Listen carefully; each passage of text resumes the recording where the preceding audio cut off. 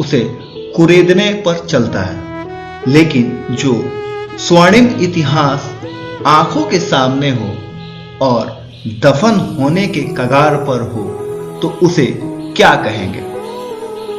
बेतिया राज की इस हालात का दोषी कौन? बेतिया राज 1627 ईस्वी में अस्तित्व में आया। इसके पहले मुगल काल में इसे चंपारण सरकार के नाम से जाना जाता था। महाराजा उग्रसेन ने राजा के रूप में बेतिया राज की बागडोर संभाली। 1897 तक बेतिया राज में 10 महाराजा और 2 महारानियों ने इसका वजूद संभाला था। वंश की कमी और चोरी के कारण आज बेतिया राज महज एक खंडहर बनकर रह चुका है। 90 के दशक में बेतिया राज की चोरी एशिया की सबसे बड़ी चोरी थी। खजाना घर का छत लोहे का था, जिसको चोरों ने राज देवड़ी मेले के दौरान काटकर सारा खजाना लूट लिया था। मुगल कालीन हिंदुस्तान में सम्राट अकबर के समय बिहार सूबे को छोटे छोटे टुकड़ों में विभाजित कर 6 अलग अलग सरकारें कायम की गई थी, जिनमें से चंपारण भी एक था। बताया जाता है कि सन 1579 में बंगाल, बिहार और उड़ीसा में विद्रोह हो गया। सम्राट को कमजोर समझ अफगान के पठान भी बागी हो गए। बंजारों का लूटपाट इतना बढ़ गया कि सम्राट अकबर चिंतित हो गए। उनके दरबार में एक सेनापति उदय करण सिंह थे। इस विद्रोह को दबाने का भार उन्हें सौंपा गया। पटना के पास गंगा पार करते ही हाजीपुर में उदय करण सिंह का मुकाबला बंजारों से हो गया। लड़ाई में कई बंजारे मारे गए और बाकी बंदी बना लिए गए। इसके बाद पूरा विद्रोह शांत और खत्म हो गया। सम्राट अकबर को जब इस जीत की सूचना मिली तो उन्होंने उदय करण सिंह को इनाम स्वरूप चंपारण सरकार की बागडोर सौंपने का आदेश दे दिया।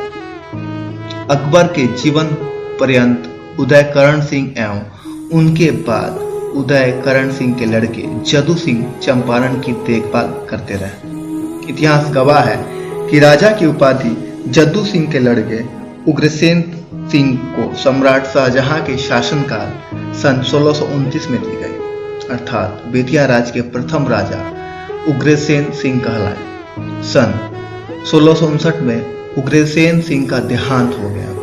उनके बाद उग्रसेन सिंह के एकमात्र पुत्र गज सिंह राजा बन गए, जो 1694 तक राज कर स्वर्ग सिधार गए। इनके सबसे बड़े लड़के दिलीप सिंह को 1694 में राजा बनाया गया, लेकिन 1715 में यह भी परलोकवासी हो गए। इसके बाद इनके बड़े पुत्र ध्रुव सिंह को राजा बनाया गया। यह अब तक के सबसे सफल राजा माने गए। इन्होंने ही सुगांव से हटाकर बेतिया को अपनी राज की राजधानी बनाई। कहा जाता है कि ध्रुव सिंह को कोई पुत्र नहीं हुआ, केवल 2 लड़कियां हुई। ध्रुव सिंह ने देखा कि उनके पुत्रहीन होने के चलते उनका राज भाइयों के हाथ चला जाएगा। यही सोचकर उन्होंने अपने जीवन काल में ही अपनी पुत्री के पुत्र युगल किशोर सिंह को राज तिलक देकर राजा बना दिया।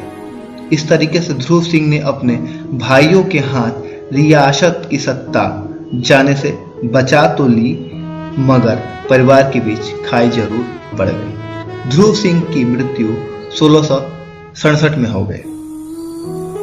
ध्रुव सिंह की मृत्यु के बाद राजा युगल किशोर सिंह के ताज में कांटे लग गए। एक तरफ नाना के भाइयों का विरोध और दूसरी तरफ ईस्ट इंडिया कंपनी की दहशत। तनाव में आकर 1766 में ईस्ट इंडिया कंपनी के विरोध कर बैठे। वो विद्रोह दबाने के लिए कोलोनेल बारकर की अगुवाई में ईस्ट इंडिया कंपनी के सिपाहियों ने बेतिया राज पर चढ़ाई कर दी। आखिरकार युगल किशोर को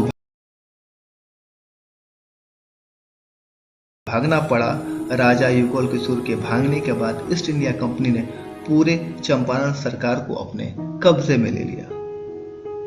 तो इस तरह की स्टोरी है बेतिया राज्य सरकार की।